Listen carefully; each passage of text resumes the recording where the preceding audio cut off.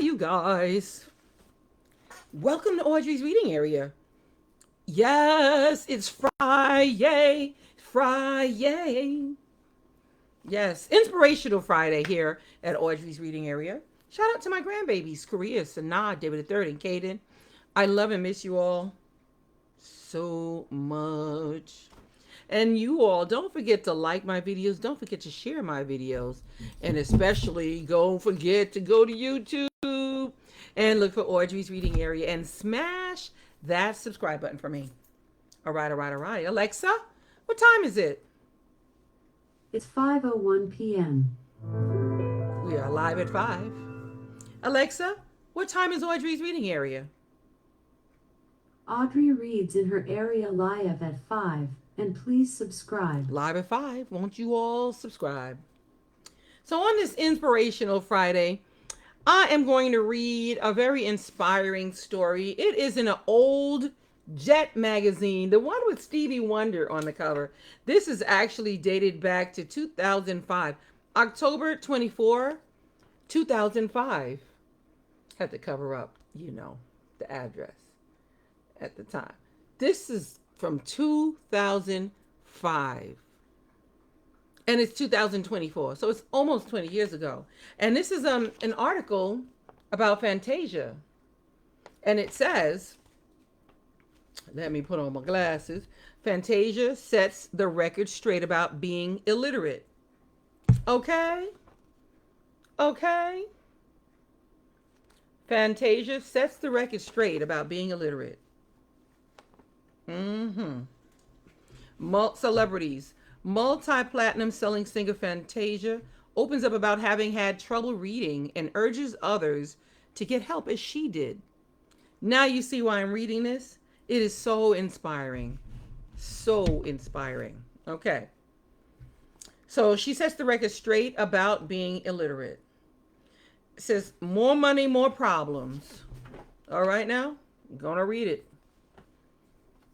With a thriving singing career that's taken her from rags to riches, this is a fact of life that singer Fantasia Barrino has come to know all too well. Last year, when she won the American Idol singing competition, she received instant fame and all that comes with it, including the gossip. It wasn't long before personal details of her life were made very public, such as being an unwed mother at age 17 and a 9th grade high school dropout. Now Fantasia is back in the spotlight again and making headlines, this time for a television interview with the ABC News program 2020. When it first came on, it was like, big secrets you have not learned about Fantasia. She can't read or write. That's mean. I was like, huh? That's not in my book, says the chart-topping singer who recently released her tell-all book, Life is Not a Fairy Tale. In the revealing memoir, Fantasia talks about having a reading problem, which she refers to as one of those private mistakes she's made in life. In the book, I don't say that I can't read or I can't write. I say I have trouble, that I'm not as strong reader. But I can write. Of course I can write, she informs Jet while on the road promoting the book before beginning a national concert tour with rapper super producer Kanye West. I'm not illiterate. I just have some struggles and some situations that I'm not so strong in. Fantasia passionately explains that her reading trouble may have been avoided had she paid attention in school and asked for help from her teacher. Because of my pride and because I was ashamed and because I was afraid of what someone was going to think or say about me, I hid that situation for a long time. It got worse. The multi-platinum selling artist whose debut CD, Free Yourself, has sold 1.7 million copies, bravely admits that she had a fear of reading aloud. Unfortunately, that fear kept her from reading stories to her now 4-year-old daughter, Zion.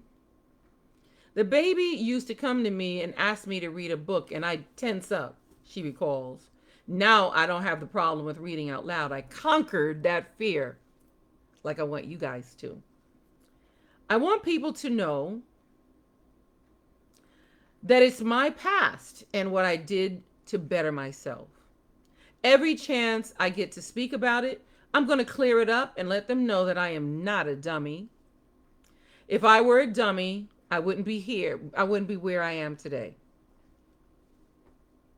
To better herself, Fantasia says she first had to recognize that something was wrong.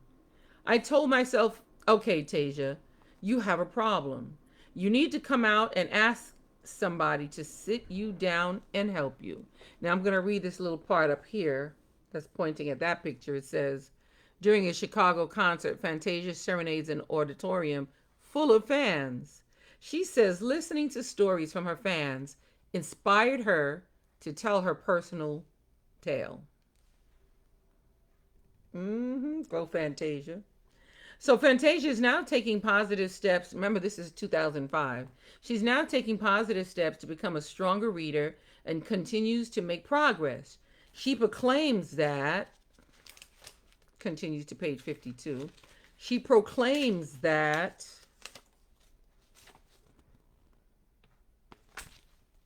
she picks up reading materials every chance she gets and is no longer afraid to ask for assistance when she stumbles an unfamiliar word.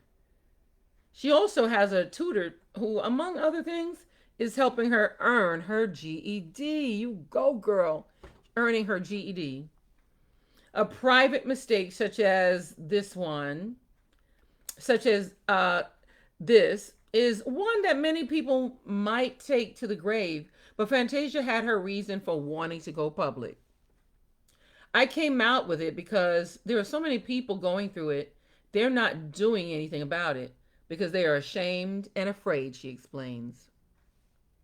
I always tell people you have to want to change. I want to change. I wanted out. I wanted different. I'm telling my life story to help another young lady who's going through it. The popular vocalist is well aware that 21 is a young age to put out a memoir, but she insists that after all of her recent experiences, such as performing in concerts and meeting her thousands of fans face to face, now was the best time for the book. People say, why so early? But the admirers are coming to me now, and I don't know what else to give but to tell them what I've been through and how I came out. She adds, I'm meeting these people now. They are crying out for help and want to know, what do I do? I can't tell them everything, but I can put it on paper and I can give you this book and say, here, read this. Let me show you what I did. Despite all of the buzz over the talked about pages in her book, which was written with the assistance of a freelance writer, Fantasia states that she doesn't apologize for revealing her shortcomings to the world. Good for her. You don't need to apologize for that. I don't regret it because out of all the people who are talking, I've had just as many people come up to me to say, you've helped me. Yes. I always say, though they slay me, yet will I trust him, because there are some people out there who I'm helping. That's my main focus and my main reason. So, it says right here, in this picture here, it says, Fantasia, who once tensed up at the thought of reading aloud, reads a fairy tale to her little princess Zion. Now she can proudly admit, I conquered that fear. I love it. I love it. Down here it says Fantasia shares intimate moments, mistakes, and life lessons in her memoir. Life is not a fairy tale. And this is what it looks like. And this was from 2005, you guys. And that is the end of this story. And it is so interesting. And that's why I read it to you. And I hope to inspire you all. Yes. It's written by Gloria Barnes from J Records. They helped her write this out. All these quotes and things. But I hope that inspired you. If you can't read, get some help. Ask for help. It's okay. That's why I'm here. That's why your teachers are here. That's why your parents are there. So ask for help. And I still encourage you to pick up a book and read, read, read. Yes. All right, all right, all right, you guys. I hope you enjoyed this inspirational story that I read to you about Fantasia. I hope it inspires you. Yeah. Tell people about it. Now, yes, yes, yes. Shout out to me, mama, my mom, who is always here showing me all this love and support. Thank you, thank you, thank you, Mom, for being here. Thank you, thank you, thank you, thank you for liking my videos. Thank you all for liking and sharing my videos. And thank you all for going to Audrey's Reading Area on YouTube. YouTube. Smashing that subscribe button. Well, all right, all right, all right, you guys. I will see you again live, Live, live at 5 on Monday here at Audrey's Reading Area.